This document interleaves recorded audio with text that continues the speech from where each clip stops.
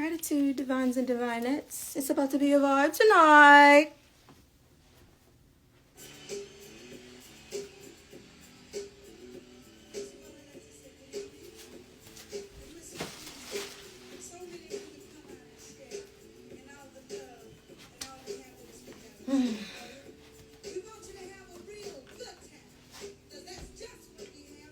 Cozy vibes. Playing some Betty Wright, if you know about that.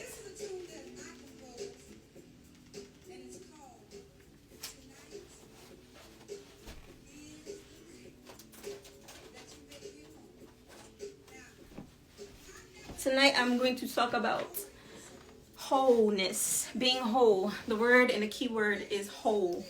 So, bring this closer so that I'm far.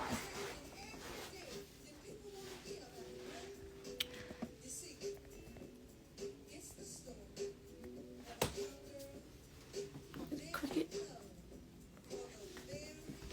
So, I probably shouldn't sit like that since I have a skirt on, but still in February.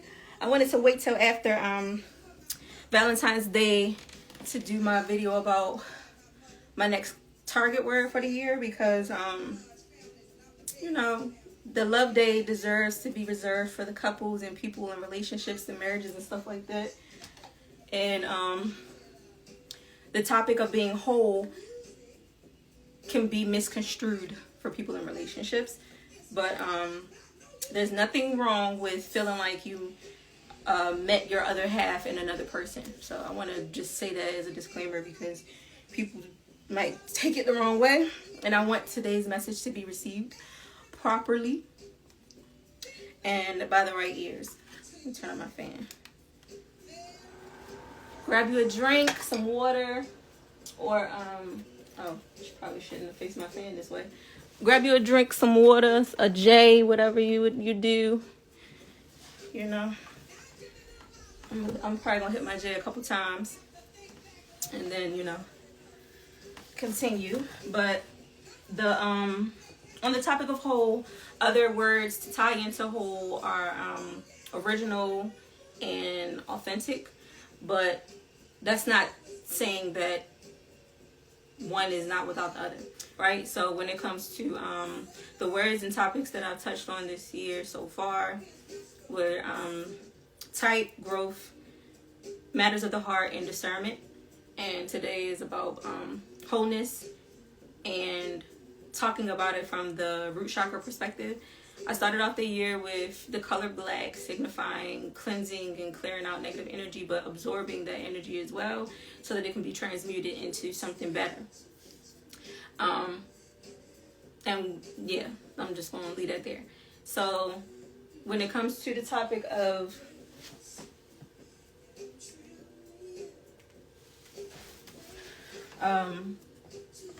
the root chakra, or like the color red and why it's significant. Yes, I'm an up north gal. That's why I got my furry hat. I just wanted to do that intentionally, you know, because boots, fur hats, big coats and stuff like that we can wear up north because we have varieties of weather.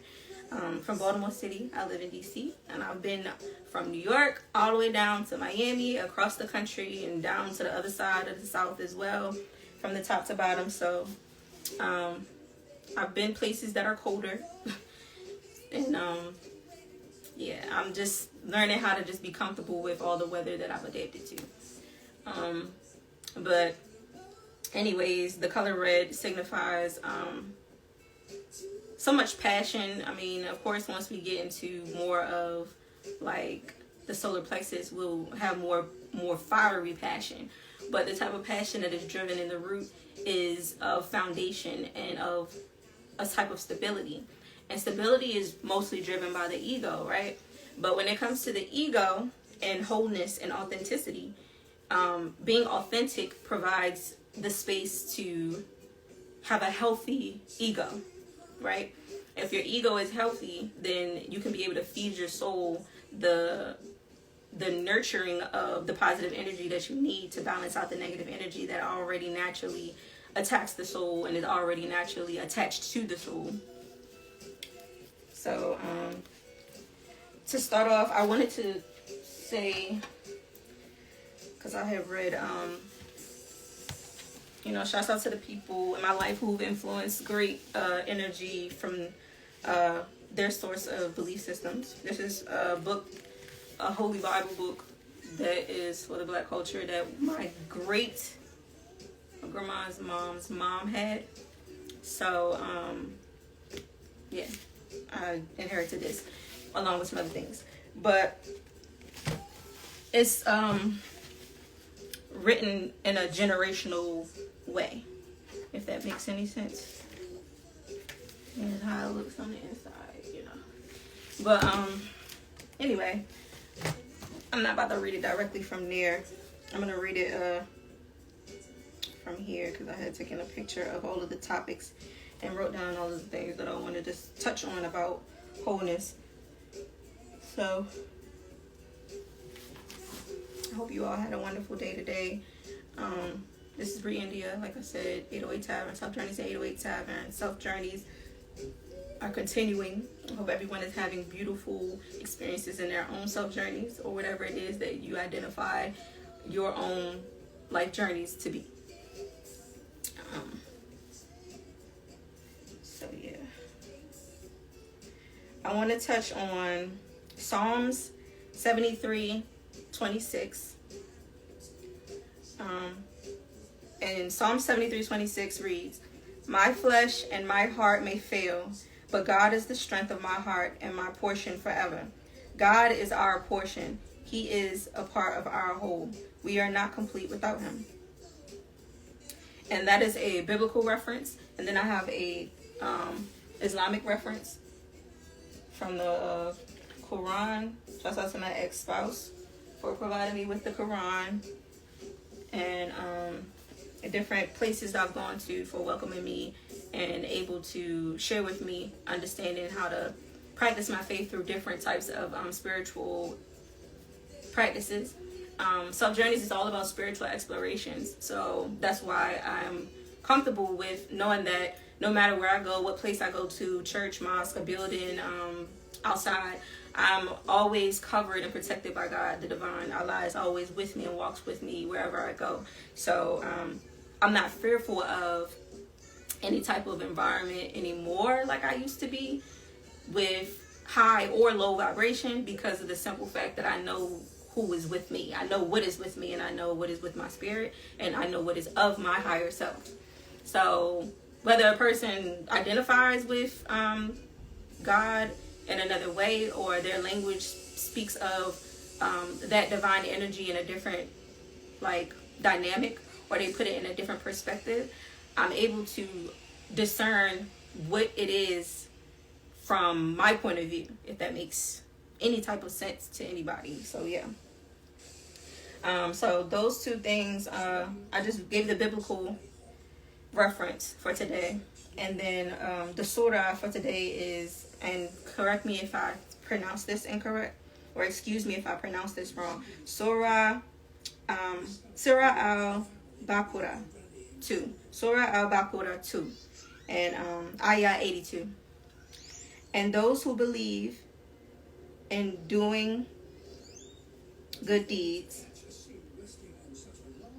and those who believe and do good deeds unto others." Oh wait, I'm sorry. My handwriting is horrible. "And those who believe and do righteous good deeds, they are dwellers of paradise, and they will dwell in there forever." So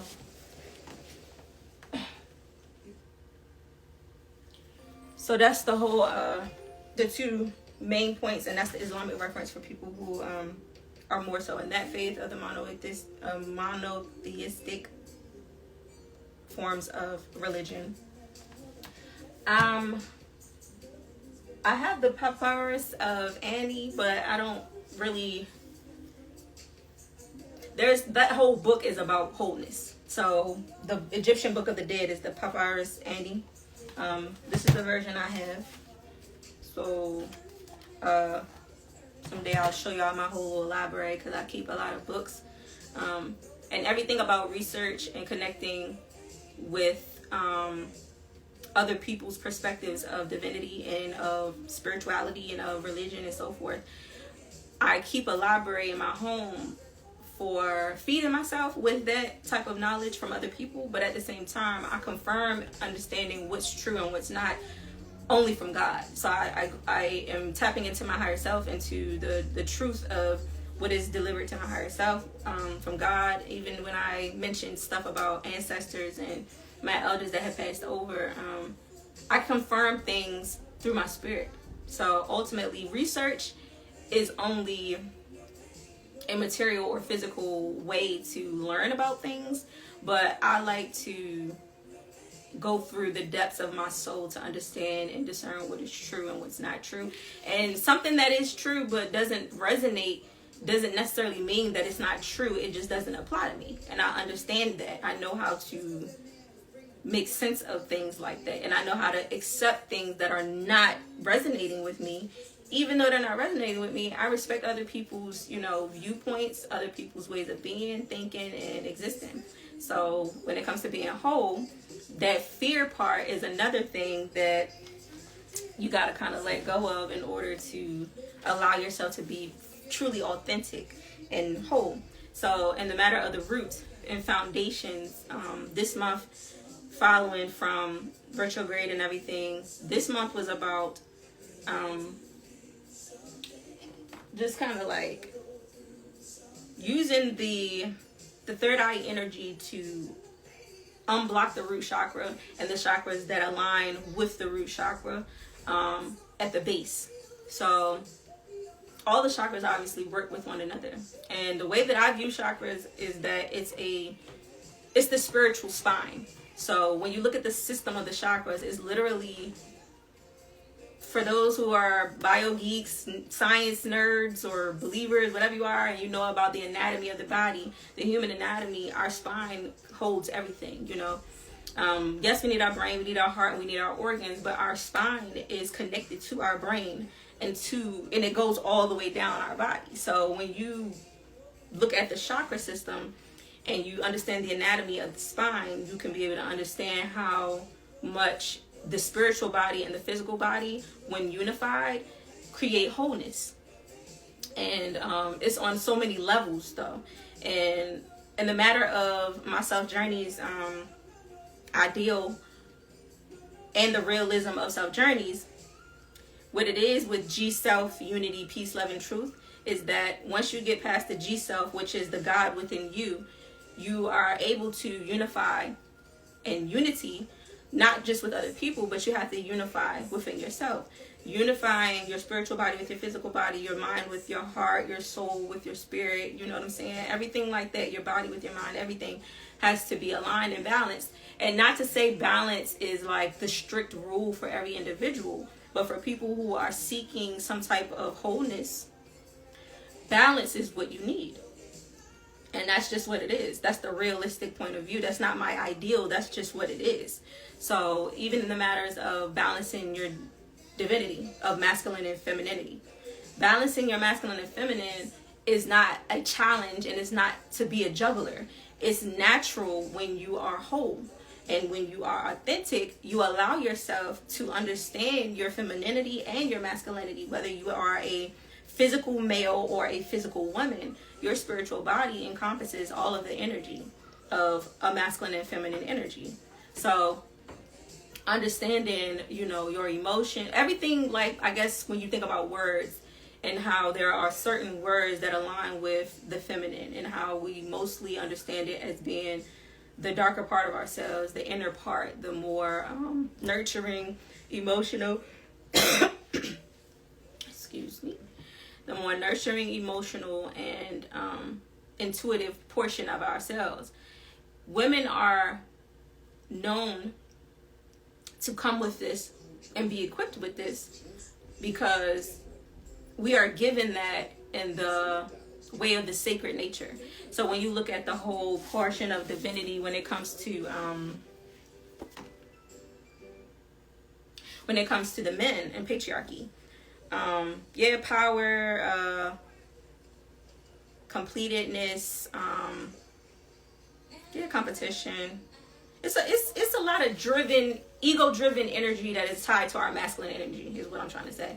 So when you think about the idea of the tenderness of your femininity and the times that you want to be calm or you want to just kind of like tune in, that part of you where you are planning and you are getting into your creativity and you're finding your stability and your comfort with whatever it is that you do in life, whether it is a job, a career, a entrepreneurial venture, a small business, a craft of some sort.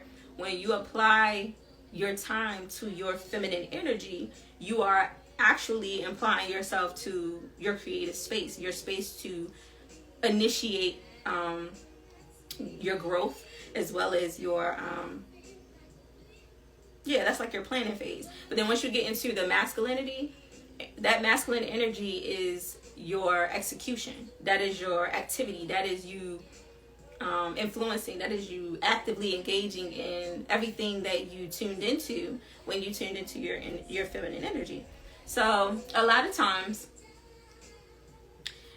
you know, because people don't want to balance, they don't want to be whole, they don't necessarily feel it's necessary, because we are made as men. We have men and women for the reason of learning how to, unify with each other and reproduce, right? So it's nothing wrong with taking the time first to marry yourself and mirror yourself. Understanding the sacred purpose of marriage, for example, you have to know if it's for you by knowing how you feel when you marry and mirror yourself. So if you are a female, I'm gonna talk from a woman's perspective first, and I'm not a man at all, so there's no I can speak from a man's point of view at all. But what I will do after I give you my female and my feminine perspective is give you my masculine perspective. Not from a male's point of view. I'll give you my masculine perspective from a woman's point of view, because I'm a woman and I was naturally born a woman. But I would never know how a man can speak from his masculine perspective. Just like I can't know how a man will speak and feel from his feminine perspective. It takes a man to know his femininity in order for him to speak from his feminine perspective.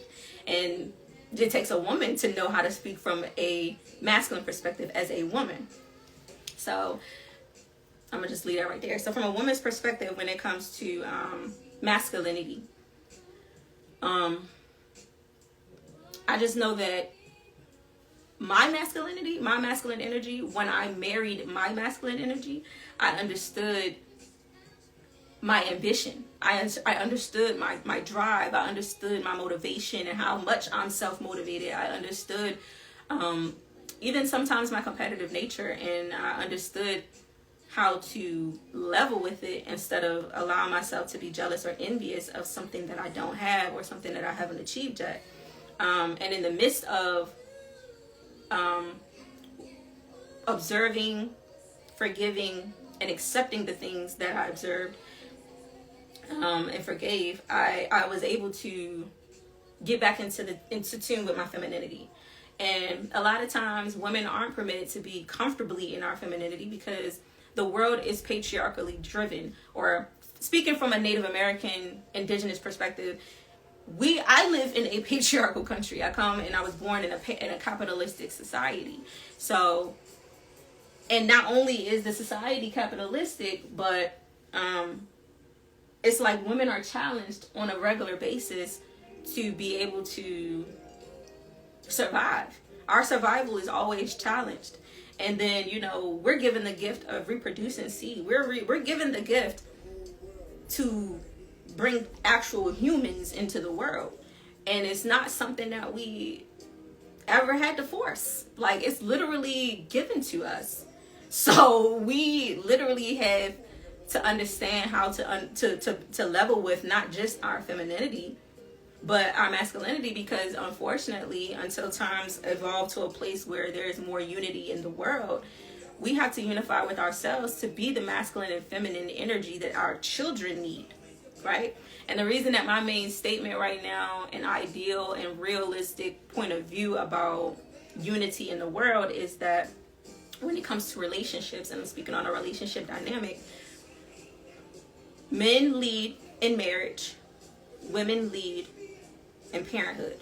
That has been the narrative. I didn't put it out. It's literally what people have created for our existence. And the reason I say men lead in marriage is because, not just because there is equality in a relationship when a man has the power over the marriage, he rules over the marriage, and a woman rules over the motherhood, over parenthood, but fatherhood is just as important as motherhood. What I'm trying to say is that it's typical that the mother is the one who is held primarily responsible for the children. That has been the narrative. Now, there's one in a few men who have been full-time fathers, or who have been co-parenting effectively with the other parent of their child, right? But then you have men who are married, who literally neglect everything in the household because they feel as though being the provider is enough for the household. So I won't tap into relationships too deeply. Maybe one day when I'm in a relationship, I'll go more into it, you know what I'm saying? But as a woman, I am mastering singleness. I am embracing being with myself and alone. And there's two ways to view being alone. You have isolation, and then you have solitude. There was a point where I felt like I was isolated. I felt like I was targeted to be separated and isolated. And I felt like I wasn't allowed to be social. I wasn't allowed to be myself. I felt restricted, like very restricted. So after I tuned into I took that time being alone to tune into myself. I didn't know I was tuning into my femininity. I didn't know that I had neglected so much of her, so much of me, so much of my inner self, so much of my higher self, you know. And I call myself being on a goddess path, not just having, hello to everybody, by the way. I'm kind of far from my phone, so I can't really see like the comments and stuff, but hello to everybody. I'm sending you love, gratitude on a daily basis, and I hope that you all are well, and I hope that this message receives you well.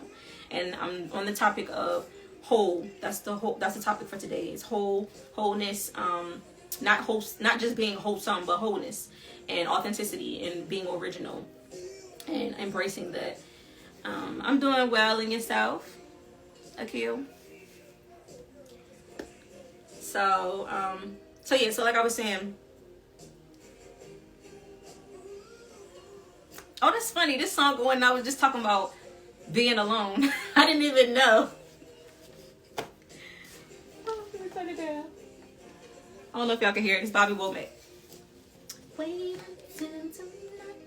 But yes, I had been isolated, and that's why I was able to tap into my higher self and really fall in love with who I am. Considering myself a goddess is not something that I'm trying to feel like I'm the god or I'm the creator of all of you. Like, that's not what that means. Like, and if you take that way, okay. But as far as my personal perspective about myself, it's a personal thing, right? Maybe I'll tap into it later. But as far as G-Self, and the pillars of self-journey is G-Self, unity, peace, love, and truth. Those are the pillars, because at the end of the day, I started with tapping into God and then finding out about my higher self and learning how great I am and accepting my being. I don't need, my sexuality has been challenged. I have been challenged by, and the thing about being a woman and having your sexuality challenged, it's not as objectified and attacked as men whose sexuality is challenged. And women have more of a space to be comfortable in exploring their sexuality in so many ways, right? But men, there's restrictions in the past, or in prior years and over time. The patriarchal system has been created to create a narrative about the masculine image, but yet there are things that are unspoken and unsaid about the dynamic of sexuality when it comes to men, and how they're constantly challenged, but also they have to go through an awakening of the higher self as well. So we all experience challenges, you know, of the same nature. That doesn't mean we all go through it the same way. That doesn't mean that all of our journeys are the same. Oneness does not mean that there is not separation of existences. Like, that's why there's so many religions. Like, even though God owns all of this, that doesn't mean he didn't separate things intentionally. That doesn't mean that I'm wrong for being a Black American. Like, I literally have several generations and proof of my generations being on this soil before the 1900s. There is so many stories about, like, people's lives that are misunderstanding to the nature of how evolution works.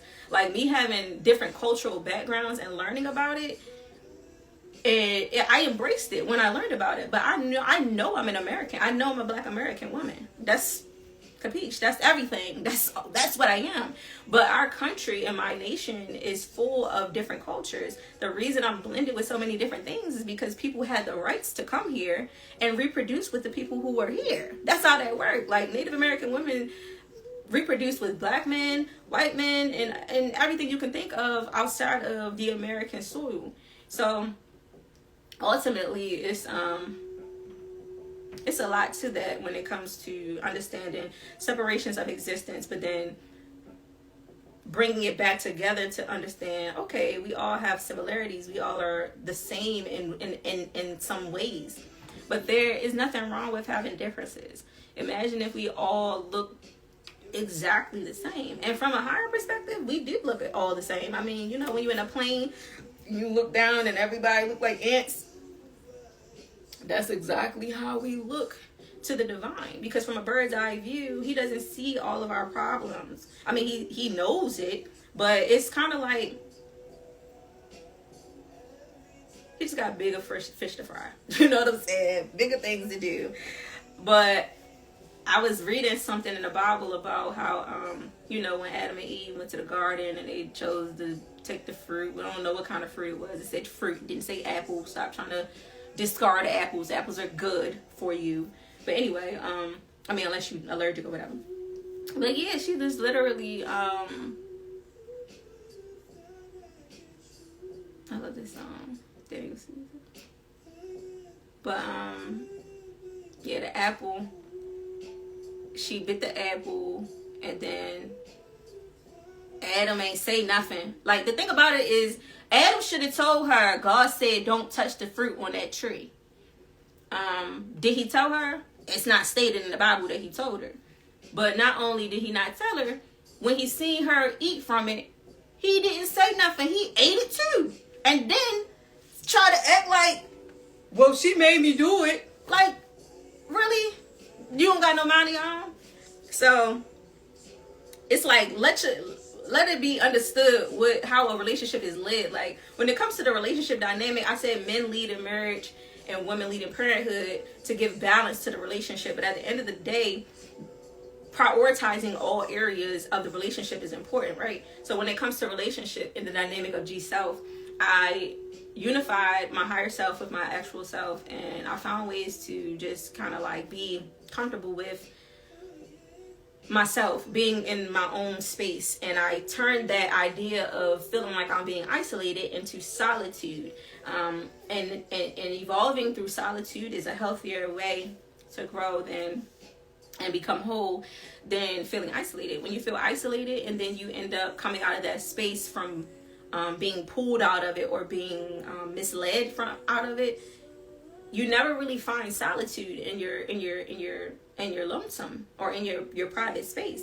Like, when you find private time with God, you find private time with yourself. You find private time with your higher self. You find private time to align with yourself. You take a step back from what you're doing in the world and what you're doing for the world and how your activity impacts the world, and you literally give it all back to yourself for a moment. It's like a replenishing feeling. You're filling your cups back up on your own. A lot of people are givers in the nature of their craft, and they don't really feel that way until they have felt like they've become drained, or until they've reached a place of rock bottom or a place of isolation where they end up like realizing like, I did all of this for these people and these did this and that.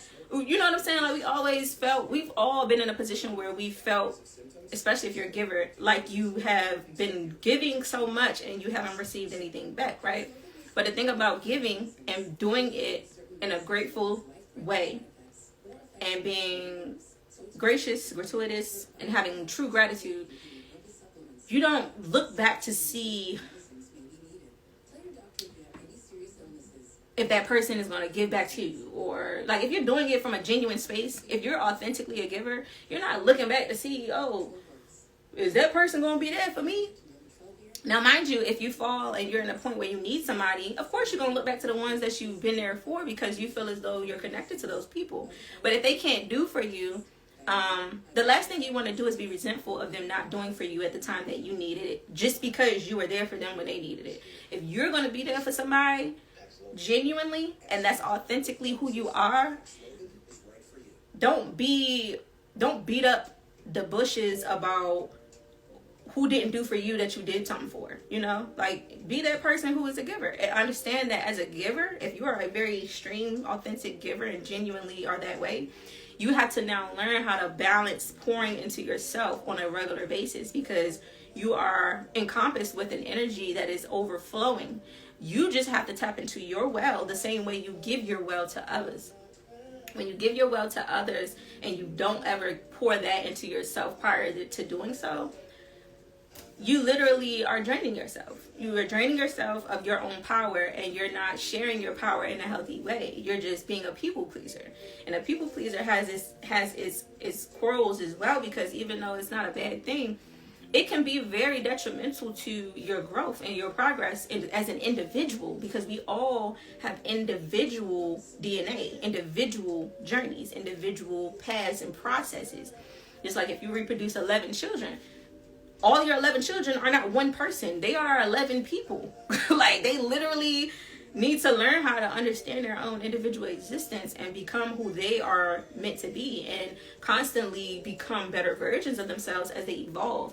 When you so yeah, that's what I wanted to tap into as far as wholeness when it came to my personal experience in G-Self, and when it comes to the unity portion.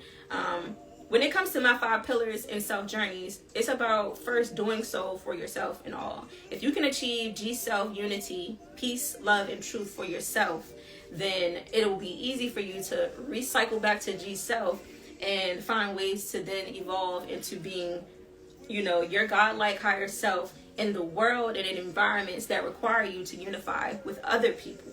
So when you do that, you can be able to challenge yourself in understanding relationships outside of the relationship you build with yourself. Because when you build a solid relationship with yourself and you fall in love with who you are and your being, you don't have to look at it like a grandiose, self-absorbed way of being. And a lot of people who view it as that, they may have challenges with their own, you know, self-image or their own self-perception. But when you love yourself, you don't have to prove it to anybody. It's literally for you. When you love yourself, it's literally like a thing that is sacred to you. It's for your greatness. It's for you to be comfortable with. And when you find ways to judge yourself to the point where you're critical, harsh, and then you learn how to love yourself and affirm great things upon yourself, you can be able to create a type of energy that you allow other people to, you just allow other people to be themselves in the midst of you being yourself. But when you're trying to change other people, and I'm not talking about like a job or career, like if it comes to a workplace, if you running a business and you have structured that company to be a certain way, those who you hire, you got to make sure they respect the blueprint that you put out, and you got to make sure that they actually are wanting to be a part of the team for the right reasons and to see the company grow and evolve.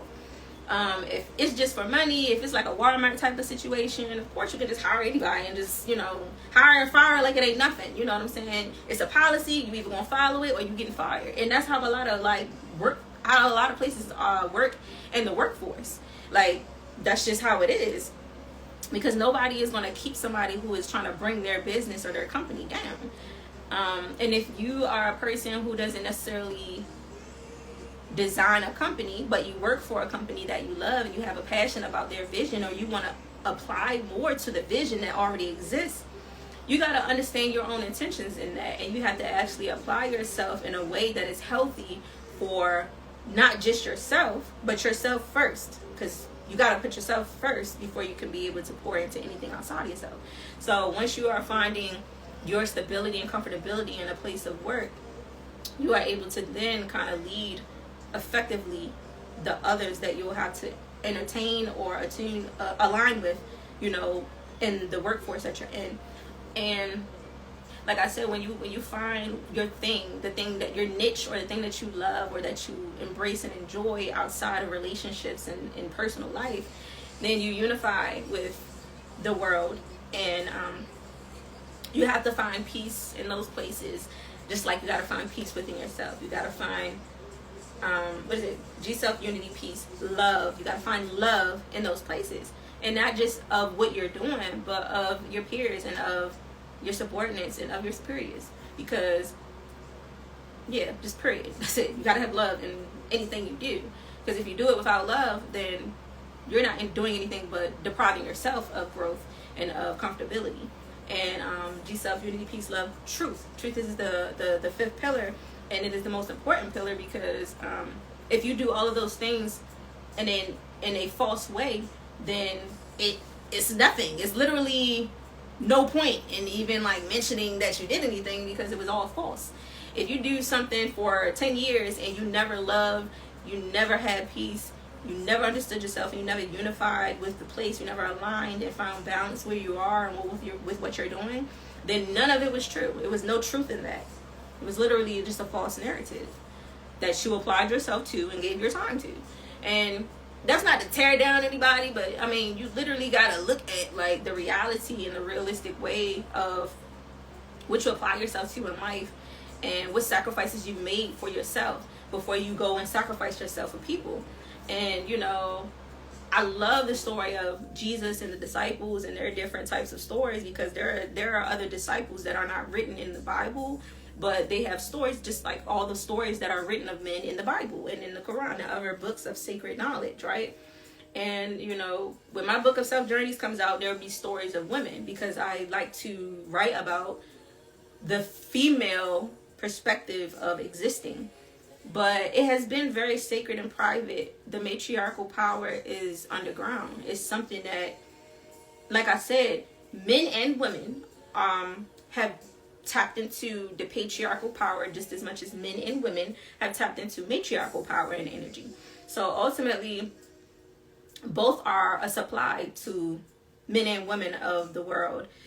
Whether you self-identify as something new, or you've changed and reinvented yourself in your physical body.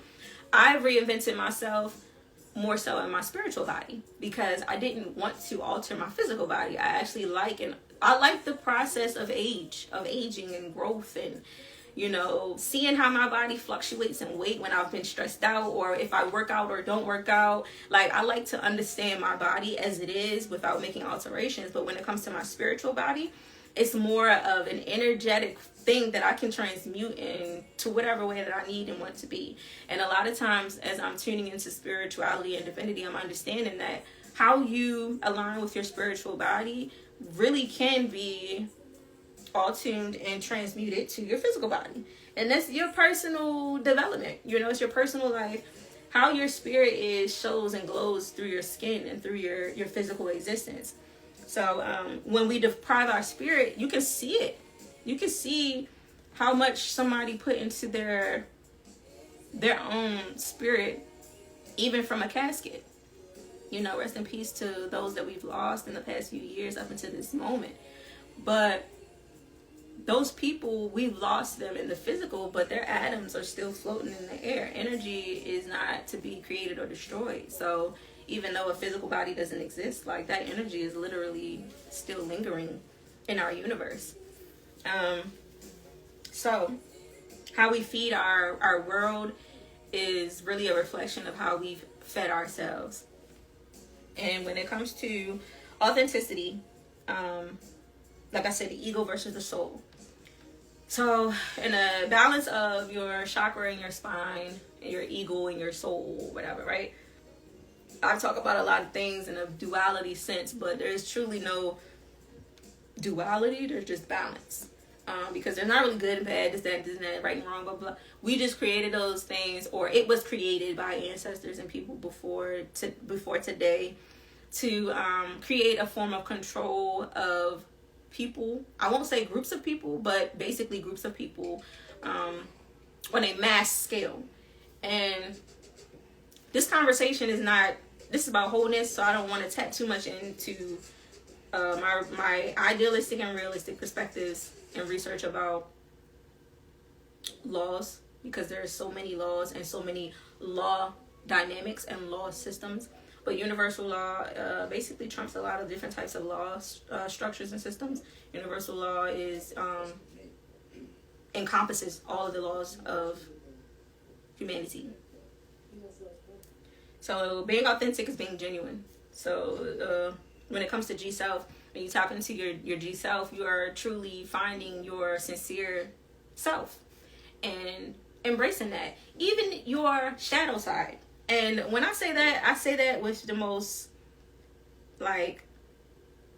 tender format of my femininity, because I understand that truly, even though it seems like the masculine energy would be the more aggressive or the more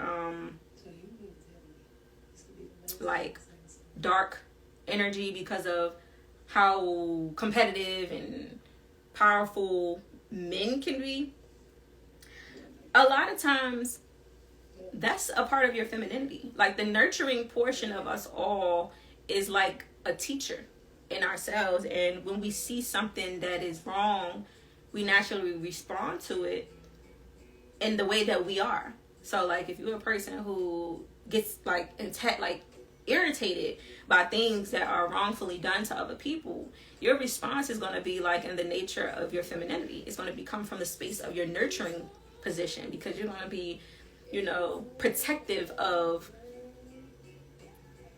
the good vibe that should have been given instead of what was presented. So authenticity, originality, and wholeness it's your uniqueness. Because even though they have all these different things, they change about science and DNA and this and that and the third, it is what it is. We want to talk about the X chromosomes, the Y chromosomes, all these things. You can read stuff from different types of literature and context, textbooks or whatever, but what's true is what you know within you, and you can verify through your better judgment and discernment. And one thing I was mentioning to a friend of mine the other day was when you're listening into yourself. So when I talk about prayerful meditation, the last time I did a video about discernment, I was discussing how prayer it's a balance, because it's a conversation that you're having with God. It's a conversation that you're having with through your higher self. So when you're having a conversation with God, you can't just be, when you're having a conversation in general, if you're the only one talking, that's not a conversation. You're giving a speech or a monologue. Like I'm talking right now. I'm not on here with anybody. So if you're talking about prayer and meditational prayer, is you're praying to give thanking first, have gratitude first before anything, before you start to asking anything, and then you ask. And majority of prayer is asking the divine, is asking God to provide, asking God to be there for you, asking God to instill in you, asking God to uplift you, to align you to whatever it may be, right? But once you get through the asking and the prayer portion of it, and where you're thinking, because even besides asking, I've gotten to a point where I barely ask for much, because I know that when it comes to God, I do more thinking.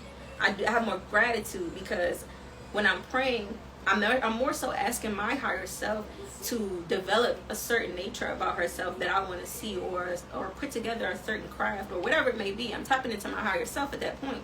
Aligned with God, though, I'm thanking God, because I know in advance God is going to do for me what is needed and what is necessary for me. But I also know that when I come out of prayer, my meditation is to tune into all of that energy and to receive. So once you speak, you then be quiet for another, for the other to respond to you when you're in conversation. You let the other person speak. At some point in conversation, if it's a conversation, the other person needs time to speak and respond, unless you're not really actually having a conversation. So a conversation is a going back and forth thing. So when you pray, when you're doing prayerful meditation, you're allowing yourself to pray, to give thanks, and to, ask and to mention the things that are concerning you to God, or to the Creator and the higher Creator, or your higher self. And then when you get into meditation, you're allowing time to just tune into your breathing, because the breath is needing to be most appreciated about existing. And when you're tuning into your breathing, you'll begin to be receiving of divine download, divine resourcing, divine understanding, and resonating information. When you don't have what you pray to or how you pray in order, your meditation can be thrown off kilter to any type of energy path, because you didn't direct the energy before you meditated. You just literally started meditating and just wanted to accept whatever is thrown out the sky at you. How you doing? I'm good. How have you been? Focus one. But once you're able to align yourself with the higher parts of you, connecting and partnering with the most powerful, omnipotent God and creator of our universal existence won't be a challenge once you've been able to align with your higher self, because it's automatically connected to the main source. But neglecting our spiritual body, neglecting our higher self, and the unseen version of us is what leaves us half, seeking another half outside of ourselves. And this is, like I said, not to discredit anything about the sacred union of relationship in a intimate and significant way, or of marriage. This is specifically talking about what comes before you try to be a hero for anybody else, or be a outsourcing or outsourced resource. Like, you gotta love yourself. It's for your health to be the wealth of your own abundance. And when it comes to I don't want to be on here for too long, but mistakes, you just gotta learn and grow. When it comes to, if you're trying to be more authentic, you gotta learn and grow through your mistakes.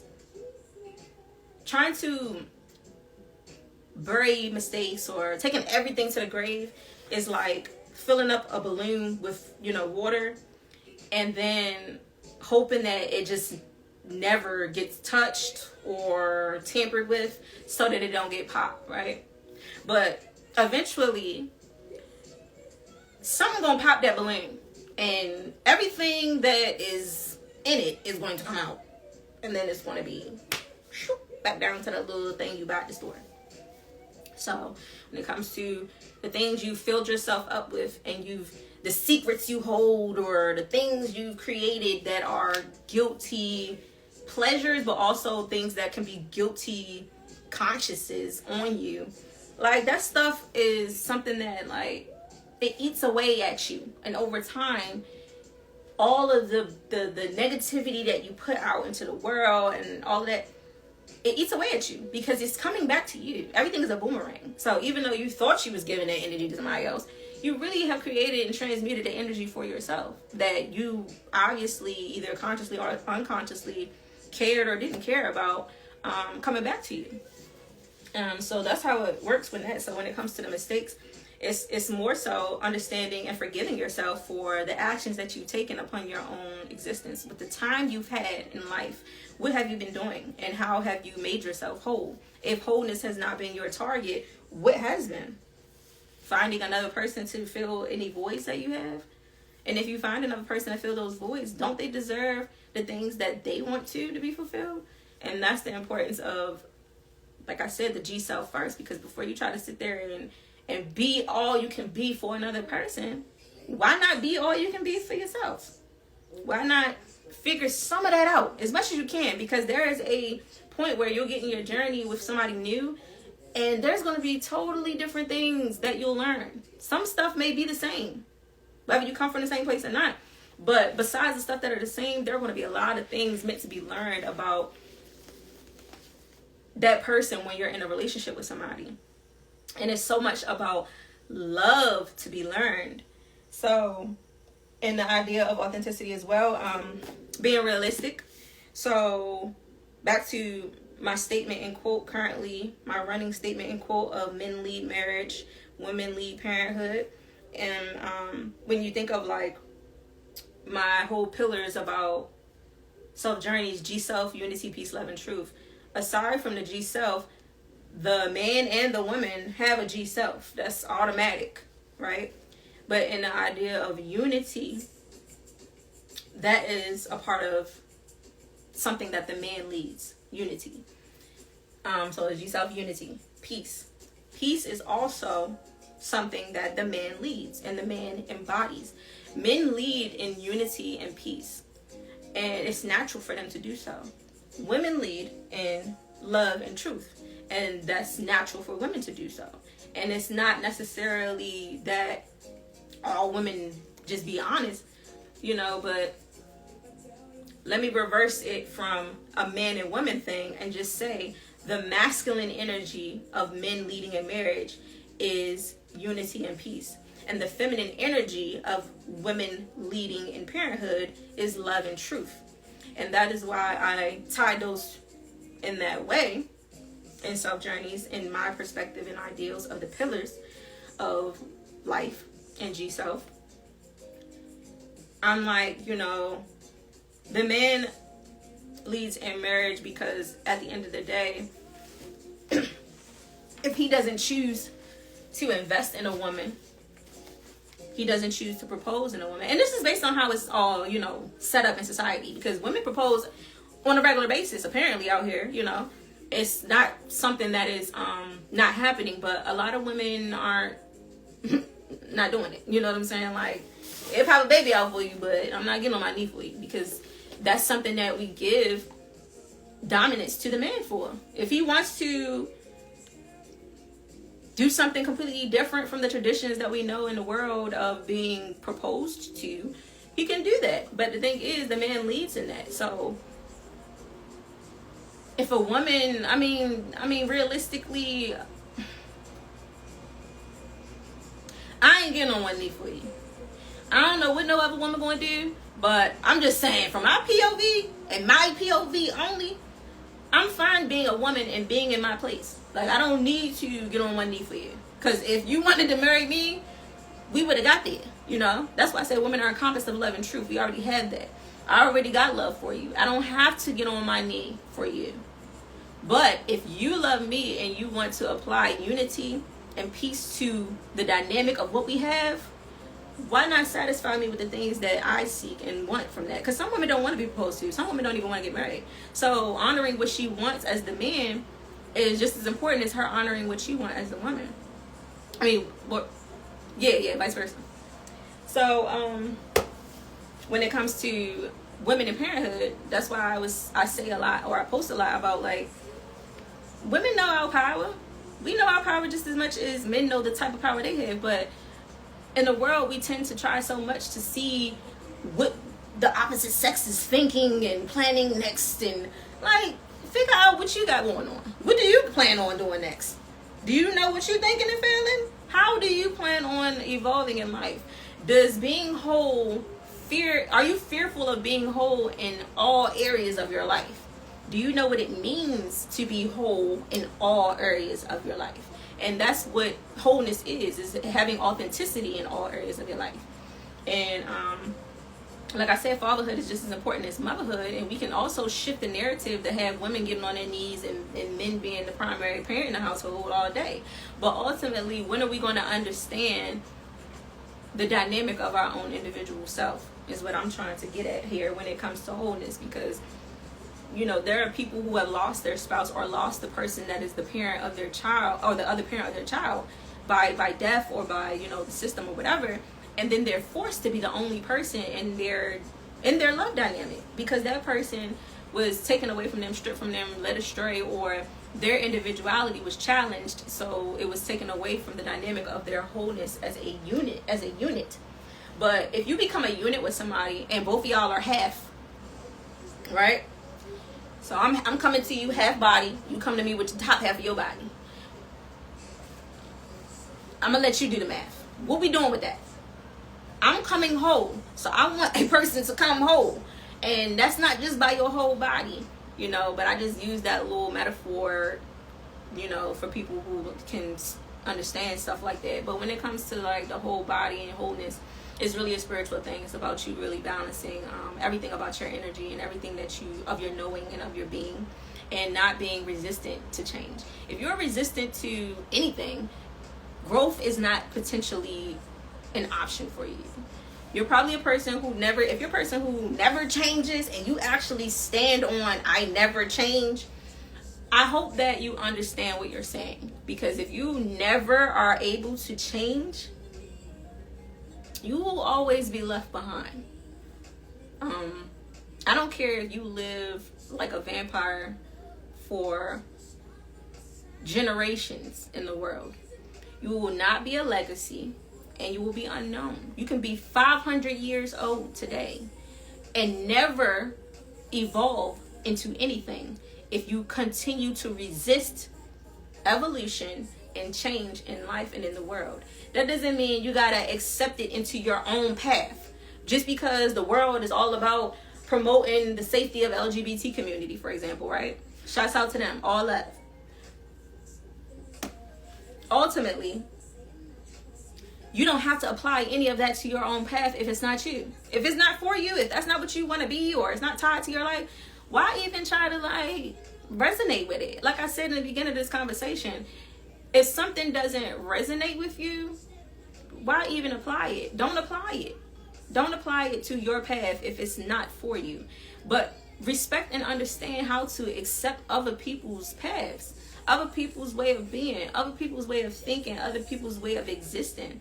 Like, I just love seeing other people be themselves. And like I always say, if I ever become a billionaire, in which I know for a fact I'm gonna be a millionaire at least, but I'm going to be very charitable because I want to see more of people able to be themselves instead of being forced to apply themselves to things based on a societal blueprint or format. Like, it's so much to creation. It's so much to, like, when I taught children in the past, just seeing how much their minds are constantly thriving to give more information than they are receiving. Because a lot of times, and I'm loving the new generation of children because how they think, like, they don't necessarily think in a box. And it reminds me of my childhood and how I didn't think in a box when I was a child. And it's like we grow to conform to society, and then we forget ourselves. We forget, and sometimes we don't necessarily forget ourselves, but we neglect ourselves because we're trying to conform. We're trying to meet the expectations of what's outside of us and what's expected of us. We're trying to compete with whatever competition has reached the same lane of the interest that we have. But ultimately, you can create your own lane, your own path within a body of the same type of things, right? So like, there's a lot of people who paint, for example, right?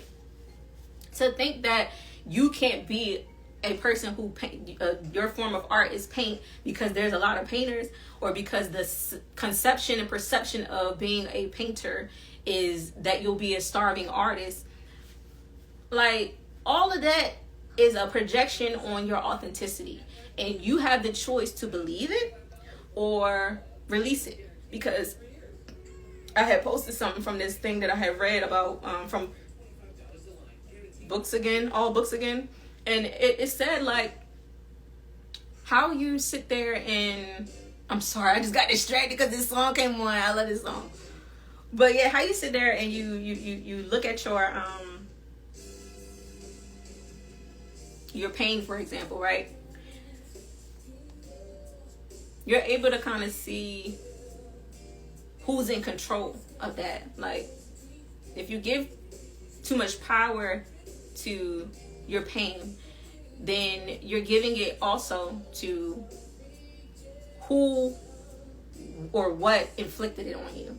and you're taking it away from yourself ultimately. And that's just what I mean by that, is like, don't give your power away because you're fearful of it, or because you're fearful of your response to what you learn about your power. Because the more you tap into yourself, and if you do this on a daily basis, like, you will see so much of your spirit evolve, and like, you won't even know the glow on your skin because you've been so in tune with just yourself, you know. And then everything that you need to apply for your physical world will naturally start to happen for you, because if not only your patience, the virtual patience is very important, but your patience will come in solitude.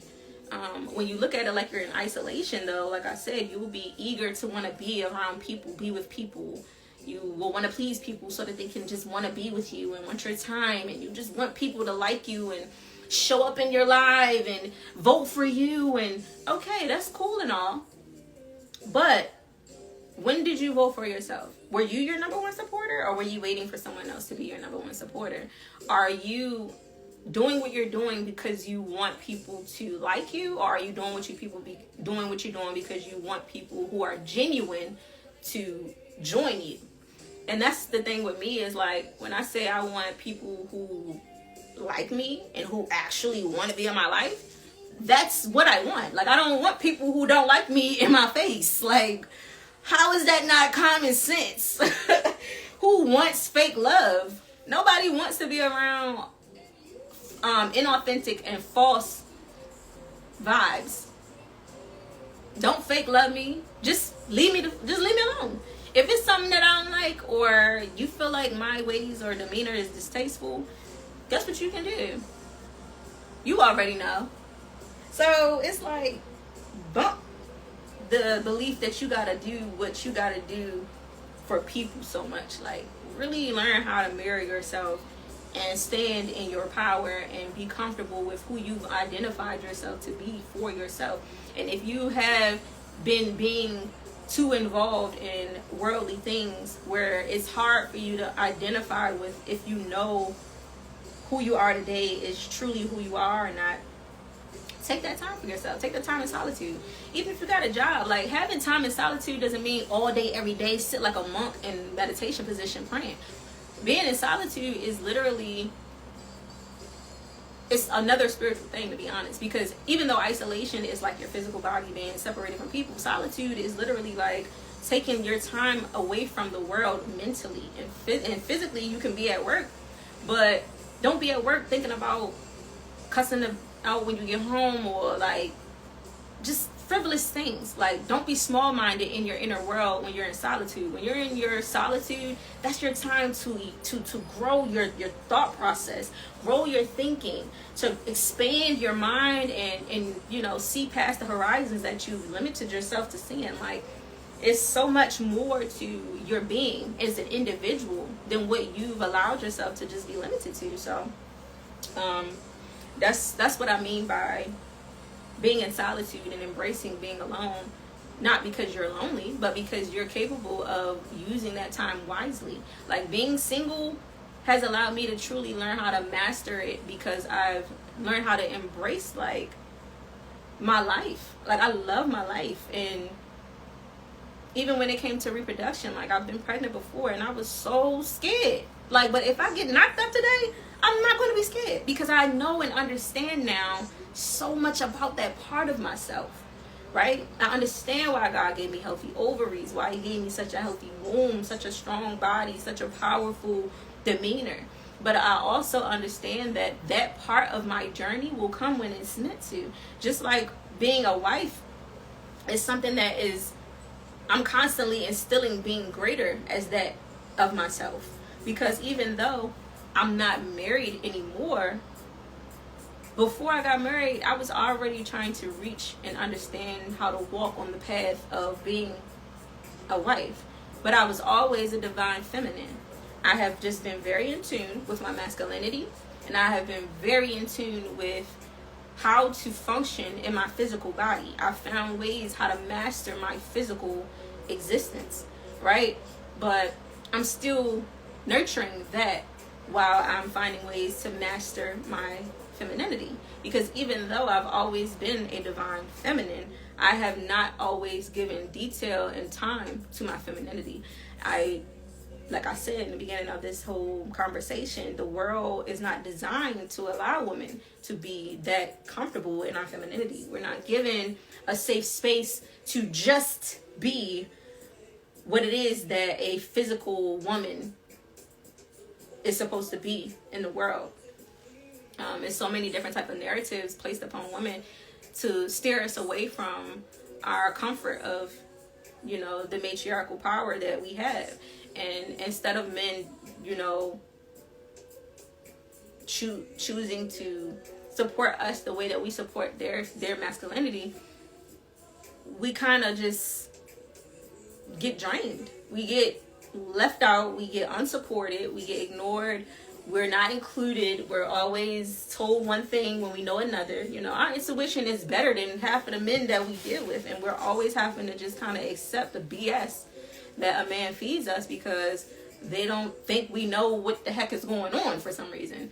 But it's like our intuition be screaming at us, and then we get so trauma filled because we're trying to hold the nigga down while we know this motherfucker is not loyal. They're a liar, they're a snake, they're a thief, they wasting our time, and they just want us to be they look at us as a baby popper. They don't look at us for anything else. Men, a lot of men don't look at women for the value of our being, and not looking at equality. Like, I need men to try to do what I do, and like the way people have taken equality is ridiculous. It has not been in a way of unity. Equality has been abused because it's like men are trying to be, everybody's trying to be vindictive. So it's like, now it's like men like, oh, we can have babies too. I don't want to hear natural. Or if it's not those types of men, then it's men who are like, oh, well, you a woman, right? You can carry the bags in the house. You can open the door for yourself. Or it's like, you know, chivalry is dead. And everybody got a joke about how they don't want to do what they know internally. A lot of men naturally are givers to a woman. Naturally, men are tender to a woman. It's a lot of certain types of men who are very nestled into their masculinity, and they love the femininity of a woman who is naturally comfortable with her feminine essence. And it's a different type of energy when it comes to sex with that type of dynamic. But I'm not even going to talk about that because it takes a person being whole for a whole union to be that type in that type of abundance. Right? So a prosperous union comes from two whole people. When it's two halves, obviously it's going to be like the abundance of one. Because if it's two halves, it only equals one. So there's only going to be abundance of one in that relationship. So if people are both whole in a relationship, then the abundance will be more than just the one. Because it's two wholes. Anyway, because just like it takes two to make children, the next thing is emotional maturity, which also needs non-resistance. A lot of people are emotionally unavailable or emotionally immature by choice. Because once you're not even going to talk about age.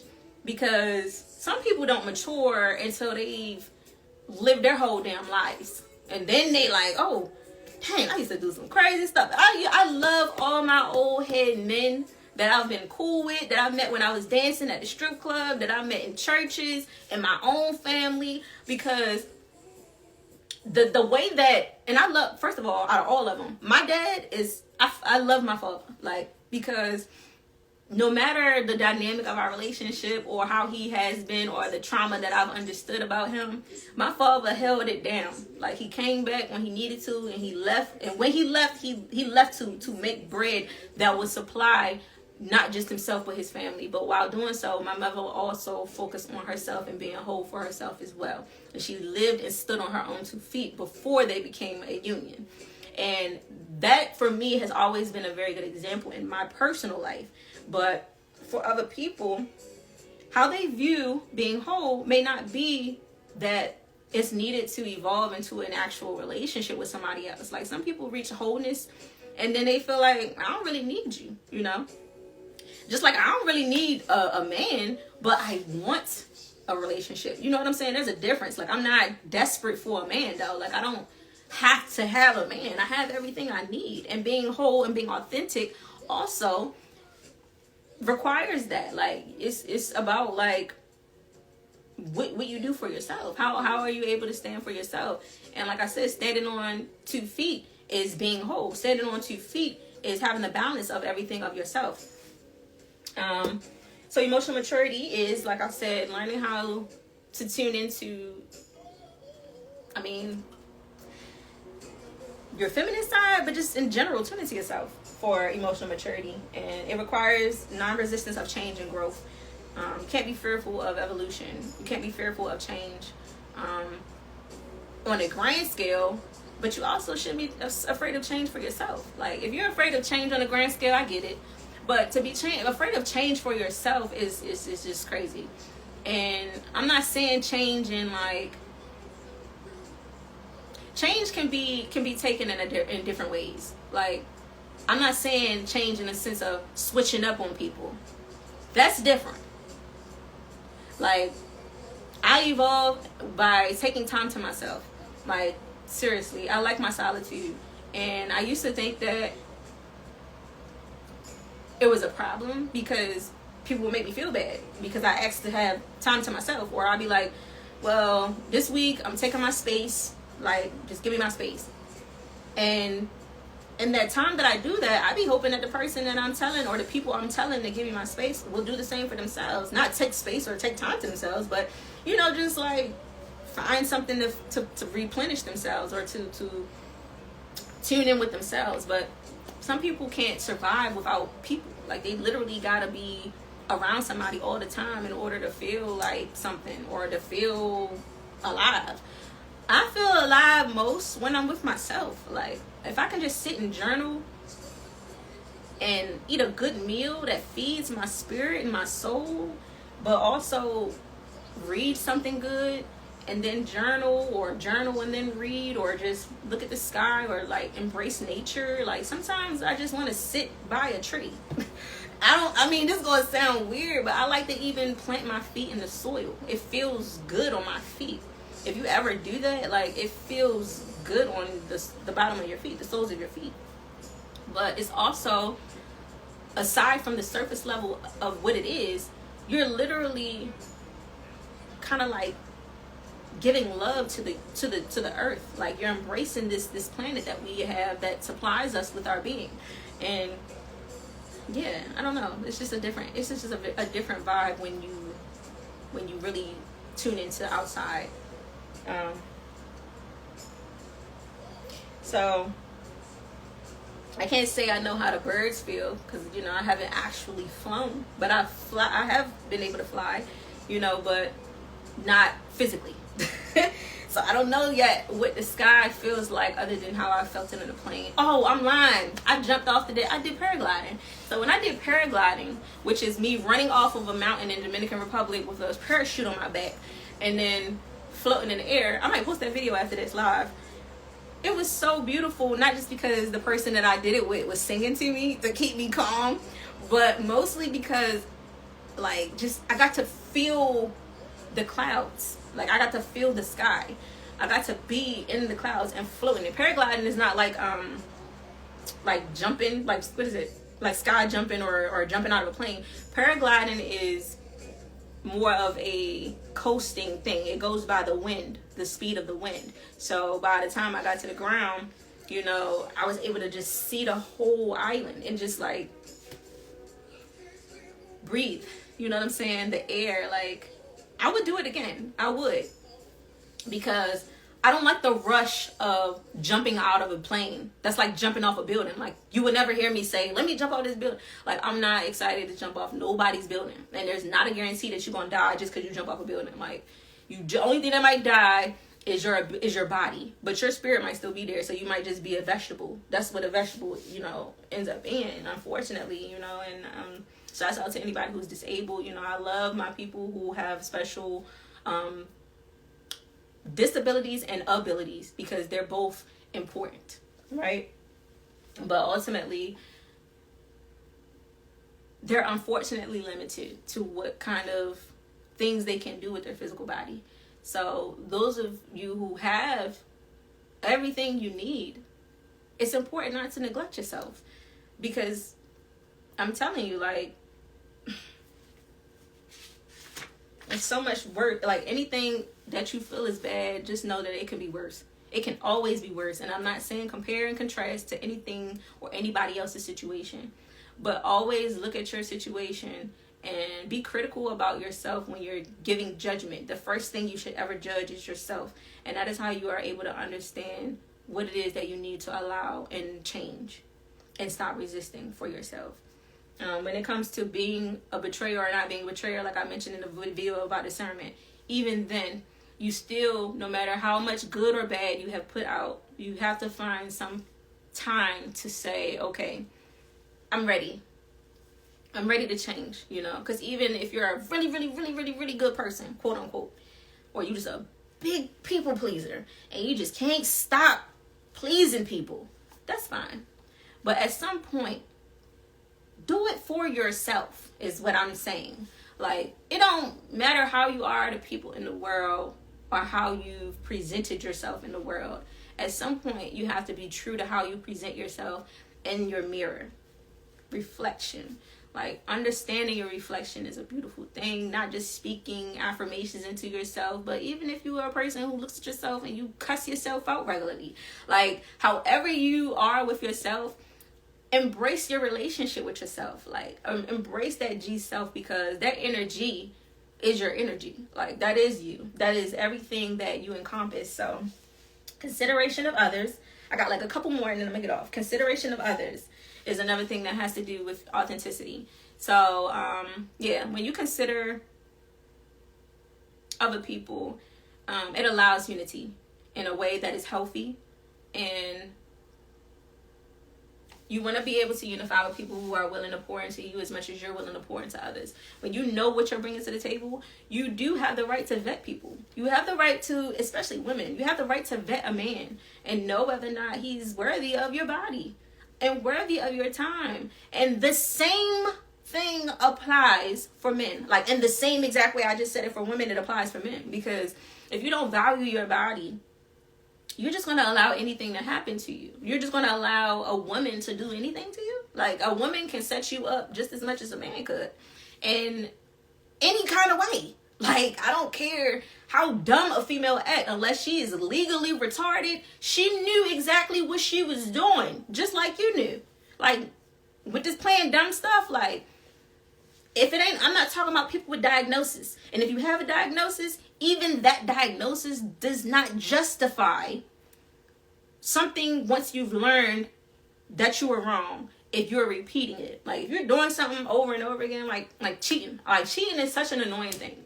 It's kind of childish to me, because I feel like, what is the point in that? Like, why can't you just tell somebody, I'm good off you? Like, I probably, next time I get a relationship, I probably let a dude know, like, cool, we can have fun. If you get tired of me, let me know, though. Like, don't stuck around on me. Like, keep the loyalty, keep the bond, stay solid. That's all you gotta do with me. Be honest. Like, because I don't like no liar. Like, being loyal is too easy, because all you gotta do is be real with a person.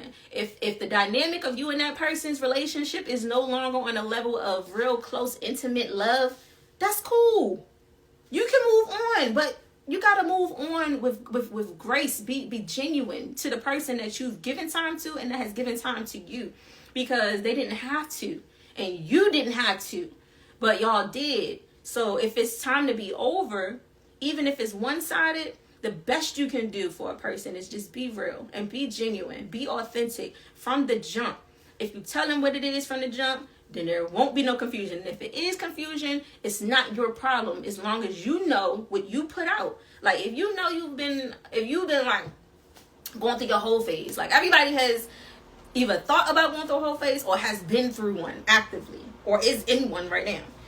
In the midst of that, like, a lot of times people get into that phase with the intention of being vindictive, and then they hurt and they're being hurtful, or, you know, hurting other people. Me, when I went through my resentment stages and my whole, like, you know, whatever's, I still would tell dudes, like, look, I'm damaged. I already know I'm damaged. I don't need to be in a relationship with you. Like, we could fuck around, you know, a couple times, and they'd be like, nah, when I do that with women, they always catch feelings. I'd be like, yeah, all right. And I will never talk to you again if I don't feel like it. Because the thing about me, too, if I see a guy just wants me for sex, we can do that. That's how it used to be. Like, now, you ain't touching me. I don't, look, leave me alone. But before, when I went through my whole phase, I used to be like, we can fuck around or whatever. And they be like, look, that's all it is then. And I be like, all right, make sure you remember that shit too then, nigga, the fuck. So now it's like, I understand that some women catch feelings because the sex, just like some men can catch feelings because of the sex. But the thing about a lustful emotional connection is it can be a little toxic. You know what I'm saying? It don't have to continue that way if both people become conscious of what they're trying to do and speak about it. But if you don't communicate with who you with, and if you don't feel the need to be anything deep with a person, it's better to be clear on your intentions from the jump. That way you can avoid all of that extra stuff. You know what I'm saying? Like, if you don't want me in the long term, but we about to have fun, let's have some fun. Chop it up. You know what I'm saying? I've had so much fun with people, and men, I've experienced different relationships. We're meant to have experiences in relationships. If you've been with the same person all your life, kudos to you. Congratulations, because that's rare. Y'all are special. And not in a bad way. Like, it's a beautiful thing to be with somebody for a long period of time. But for those of us who embrace and enjoy relationships, not just in intimate ways, but just the dynamic of platonic relationships, the types of relationships that exist in general, like business relationships. Like, I'm still trying to understand how to be able to have a comfortable business relationship with the male component, because that's a conversation for another day. But yeah, but I'm trying to do that. But other than that type of relationship, that's only one dynamic of relationships out there. But when it comes to intimate relationships, I am big on, finding the alignment and wholeness for yourself. And the same thing goes, though, when it comes to wholeness for your careers. So when it comes to like friendships and stuff like that, when you're dealing with a bunch of friends who ain't whole, and you the only whole friend, the same thing gonna happen. You gonna get drained. Like, everybody else is still gonna be like, oh, we could tap into her or him because we know he gonna do for us, or we know he gonna ride, or we know he gonna XYZ, he gonna shoot, he gonna go down for it. Because he's a whole person, so he's going to be able to take those risks. He knows how to make sacrifices. He knows how to step out of his character and comfort zone and set things up so that he could be able to take the fall for whatever. And that can sometimes be a person's nature, but the people they may deal with aren't whole individuals, so they wouldn't be able to take those risks. They wouldn't be able to step out of their comfort zone and be a hitter in return, or be a shooter in return. You know what I'm saying? And that's given to and designated to people who are willing to do it. It's a lot of shooters that are half, but there's a lot of shooters that are whole too.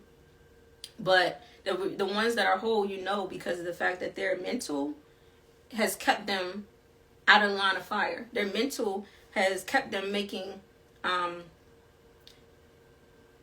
decisive, wise, choices in their journey and in their path.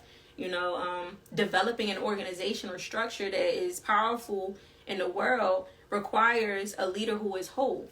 And if a leader is not whole, then he lacks the element that is needed, because there's a mothering nature that is needed for the dynamic of leadership.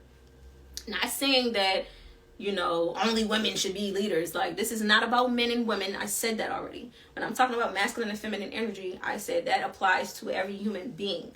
Just because you don't tap into your femininity doesn't mean that you don't have a feminine essence, a part of your energy and spirit. You just ignoring that part of yourself. That's a personal thing.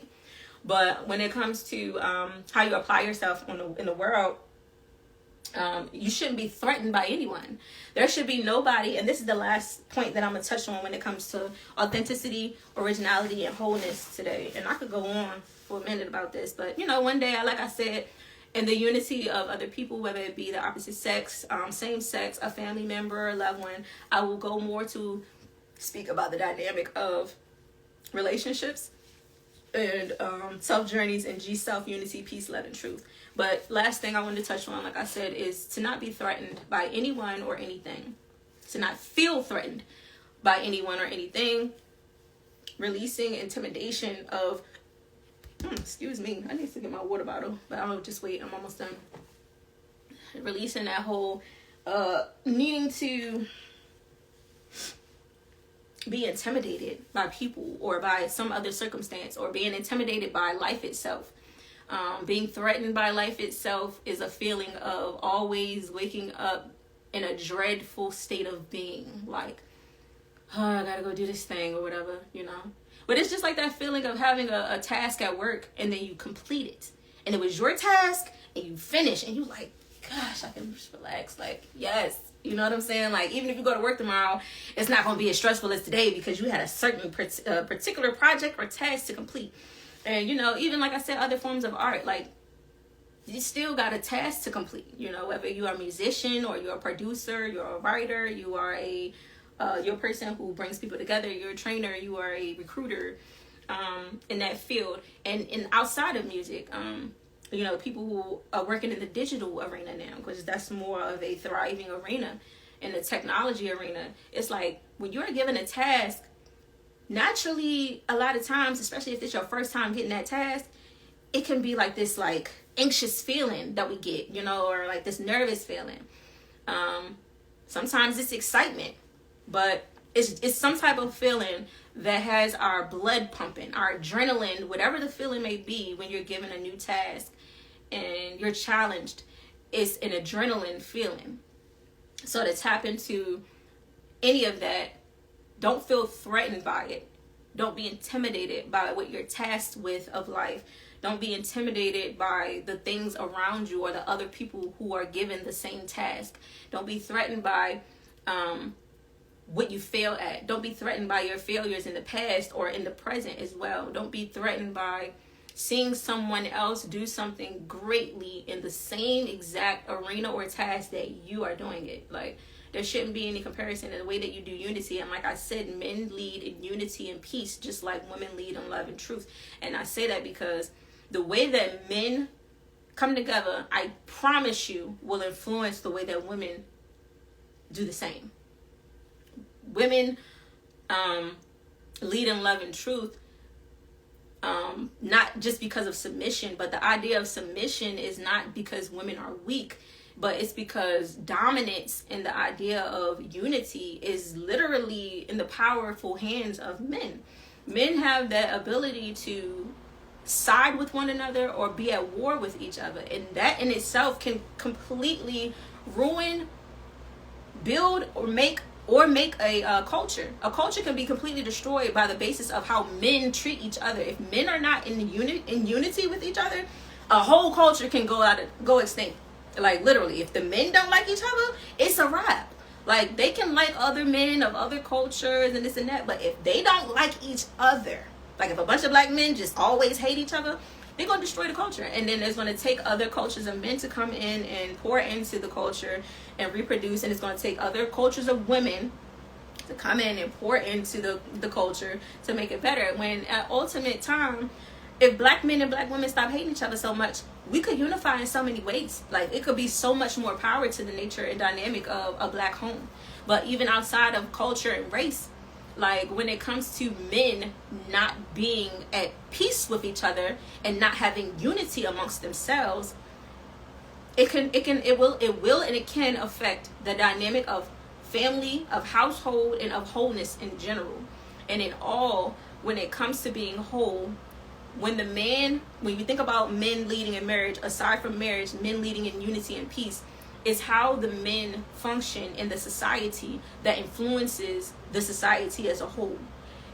And I'm not taking anything away from women, because women do have a power, and women have a tendency to be comfortable in our masculinity when we are in our masculine energy, to be influencers, to be, presenters, to be the mother and the father when the man can't uphold his part in the household. But when it comes to leading parenthood, women would like men to include themselves, of course, in the act of that. But it's like, it's okay that she does most of the things that it requires for the children, especially when they're little, like, because that's what she leads in. But your job anyway is to lead in the marriage, in the relationship. Even if we're not going to call it marriage, some people don't believe in going and doing the church thing or walking down the aisle or giving vows. But I believe marriage is a sacred thing, and that is designed for you to be able to give vows to each other so that you can be able to understand what you're going to be giving and receiving within the dynamic of partnering with this person. Because once you become whole, you already know you don't need another person. Just like a woman can believe the same thing. Like, I lead in parenthood, so I can just go, just like y'all look at women like we just pop out babies, well, y'all just pop out sperm. Go give me some seed. Give me some seed so I can have some kids. Like, I don't want to be with you, but just give me some seed. Like, It could be the same type of ignorance and negativity as men, you know, looking at women like we just supposed to pop out kids, but we don't deserve love and respect and support. Like, we don't deserve, like, what we want to, or happiness. Like, what kind of, like, non-realistic shit is that? Ideally, what happens by the narrative of society's projections is that, you know, women are left to be the main bearer of the household. And yeah, and then when the man gets on his feet, he comes and he, you know, does his part. And then sometimes men will never get on their feet, and they'll just be there for the child and be present, but they just don't ever find their individuality. Some men will be there, but they'll be an absent parent, meaning they have so much going on that they can barely even be there for the child or for their spouse. And if they're not with the person that they have a child with, or if they're not with anybody, sometimes they still neglect the child because their idea of how to be a parent is misconstrued based on how society said that it should be. Instead of creating their own narrative with their own children, a lot of people go by this book blueprint. And it's like, who wrote this? Like, who said that you can't be able to lead in parenthood as a man, right? Like, who actually said that?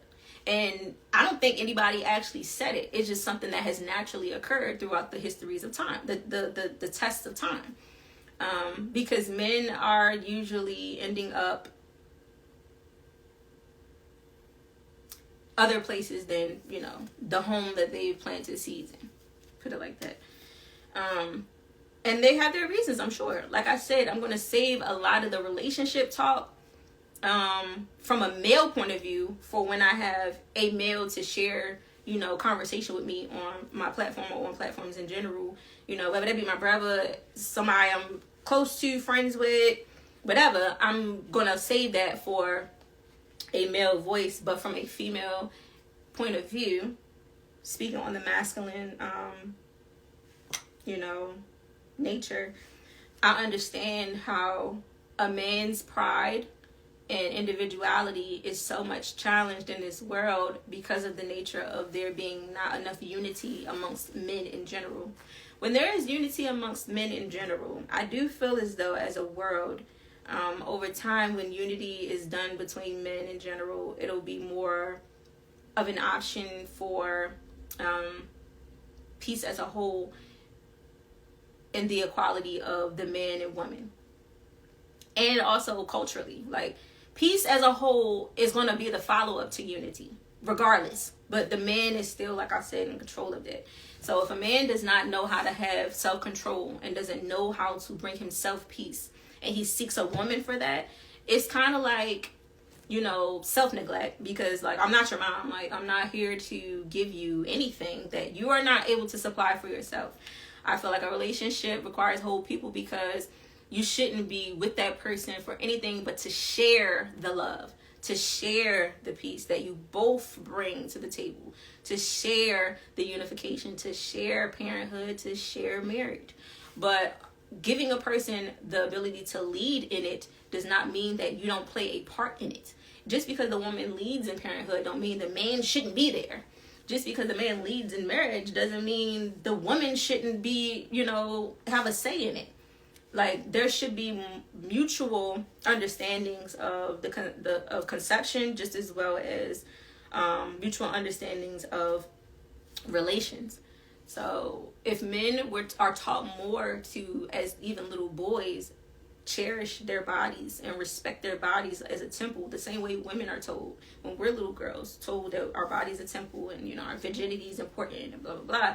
And then it's like a game, almost like girls are taught this way, you know, and then guys are taught to chase and do all of this extra stuff to get women to sleep around, and it's a competition between men about how many bodies you got and all of that. It's cute for men to have a lot of body counts, but it's not cute for women to have a lot of body counts. And it's just like, these are the narratives that I'm just over, personally. I don't know how y'all feel, but I'm over certain narratives, and it's just like, I know what I'm not going to want to teach to my sons and to my daughters, but ultimately, as I see what is being taught to children on a grand scale in the education system and so forth, it's like what the world wants them to know, I accept it, but I don't accept it necessarily on my path. And because I pay attention, I can decide how I want to go about teaching my children, because I can allow them to go to school and learn what they learn in school, but I can also let them come home and tell me what they learned, so I can confirm what is true and what does not apply or does apply to their lives. And that's the importance of the relationship you have with yourself, because when you know and understand the truth through yourself, when you have children, you're able to be the one who gives them the proper guidance, because you can't walk the path for your children, but you can help to guide them and redirect them into the right ways so that they're not constantly hitting the wrong roadblocks. And if you are a person who came from a household where you didn't have good parents or parents at all, or your guardian wasn't even your own parent, for example, then some things about the generational cycles you repeat, you may not even know. You just basically breaking a cycle that your father couldn't achieve, or you breaking a cycle your mom she got too tired to reach, completing.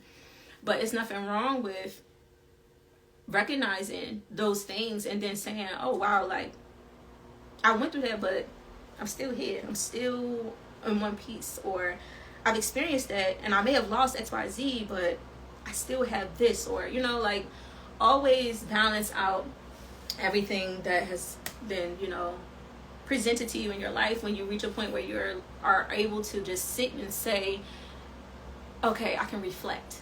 This year 2023, the great year of the number 7, the vibrational number 7, the God number 777, you will see a lot of that vibrational number and element in this year, as it's necessary to find completeness in yourself through reflection of so many different ways, reflection of not just yourself but the world and of people, and how we deal with people in the dynamic of relationships, and how the world has been functioning and what needs to change. Like, reflection is important for growth to commence. And closing out this year, closing out this month of February with the root chakra, and I'm going into March with the sacral chakra.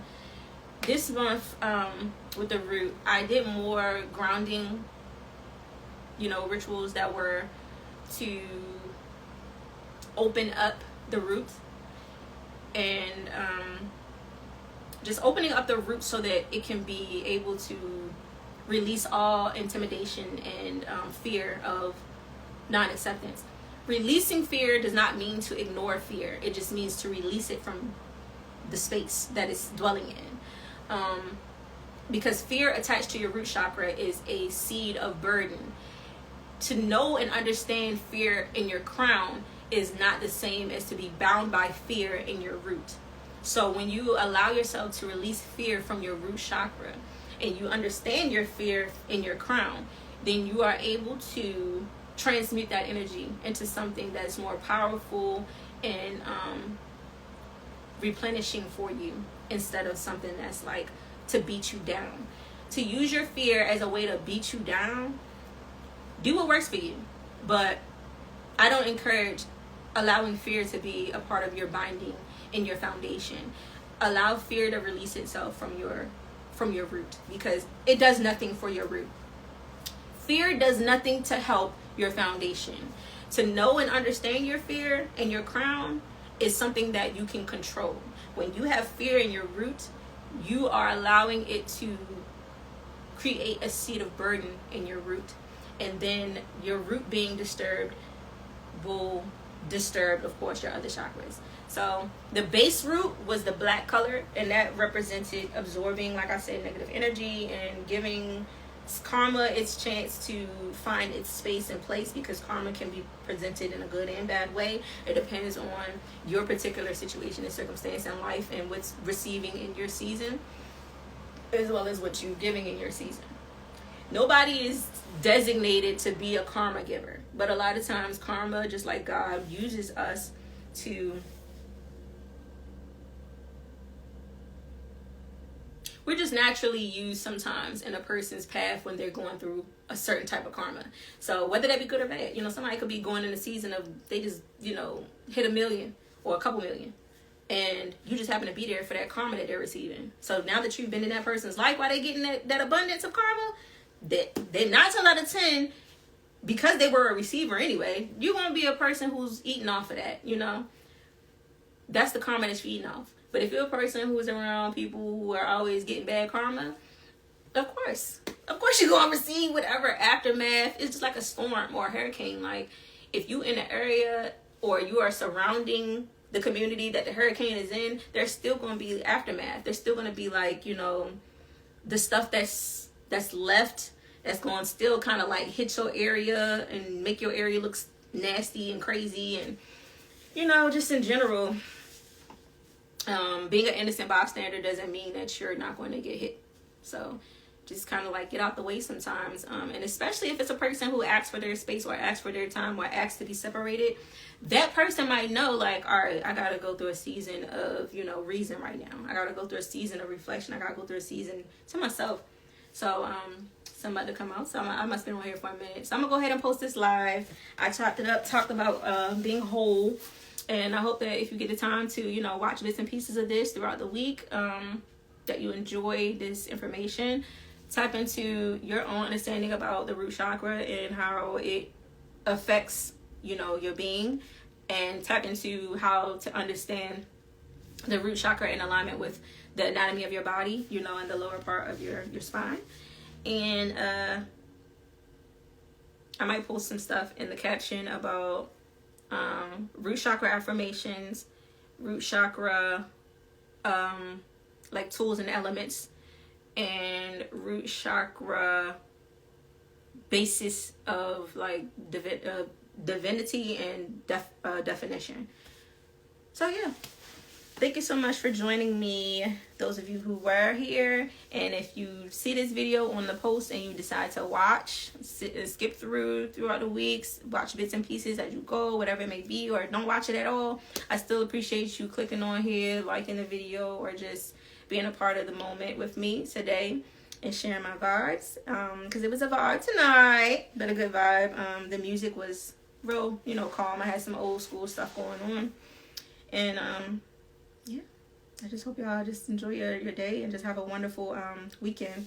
And this is BreiEndia and SelfJourneyS, 808 Tyrant, and G-Self Unity, Peace, Love, and Truth. I'm sending you all love and wishing blessings upon your life of increase. That's all I have for you. Bye.